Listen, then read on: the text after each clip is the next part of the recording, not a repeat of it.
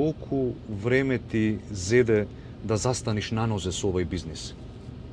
Pa ne postoje opšte pravila. Prvo, nije to neka investicija, ali na neki način jeste. Znači da bi imao neki ovako ven, otprilike neka investicija je $100.000. Znači baš se raboti za neku investiciju. Znači naravno ne možeš da kupiš, možda listuješ, znači to je zbog taksi sve, ali imaš tu plus osiguranja, plus registracije, plus popravke, servisa, znači imaš tu dosta troškova ali najmanje je da kupiš to ili da listuješ. Problem je da dobiješ mušterije.